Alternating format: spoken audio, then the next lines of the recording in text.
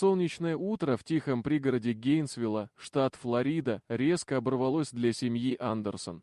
Джули, 36-летняя домохозяйка, занималась привычной утренней рутиной мытьем посуды на кухне с видом на задний двор. Воздух был наполнен ароматом свежескошенной травы и пением птиц. Идиллия, внезапно нарушенная странным шорохом, доносившимся из-за окна. Это был непривычный мелодичный писк их двухмесячного котенка Лили, а что-то другое, что-то тревожное.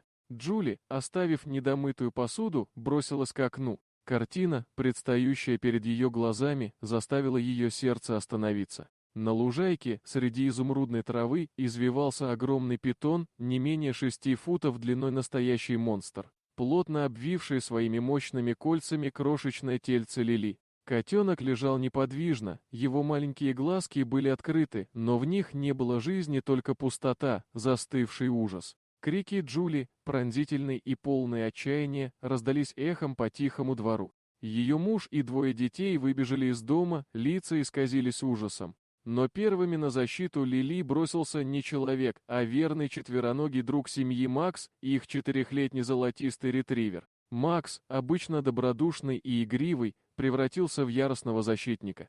Глубокий, рычащий звук вырвался из его пасти, звук, которого Джули никогда не слышала прежде. Он бросился на питона, словно фурия, не колеблясь ни секунды. Его лапы, обычно ласково касавшиеся рук детей, теперь били с яростной силой, цепляясь за хвост змеи и оттаскивая ее от бездыханного тельца котенка. Питон, неожиданно атакованный, зашипел, его язык, похожий на вилку, высунулся из пасти. Он яростно извивался, пытаясь удержать свою жертву, но ярость Макса была непреклонна. Змея, на мгновение ослабив хватку, отступила под натиском ретривера. Лили, выпущенная из смертельных объятий питона, обмякла, словно тряпичная кукла, ее тельце было холодным и неподвижным.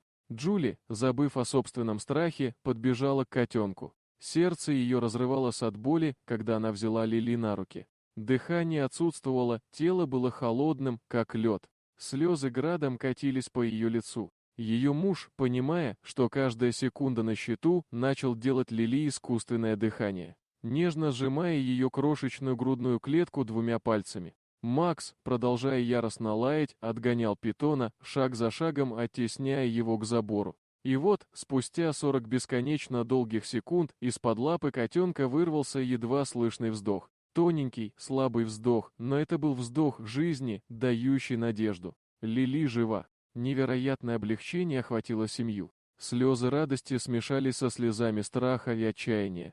Макс, измученный, но гордый, сел рядом, тихонько облизывая лапу, словно хвастаясь своей победой. Семья Андерсон, потрясенная, но не сломленная, поспешила отвезти Лили к ветеринару. Этот день стал уроком на всю жизнь о хрупкости жизни, о силе любви и преданности и о невероятной храбрости обыкновенной собаки, которая спасла жизнь маленького котенка. История, которую они будут рассказывать долгие годы, историю о чуде, произошедшем в обычный солнечный день в тихом пригороде Гейнсвилла.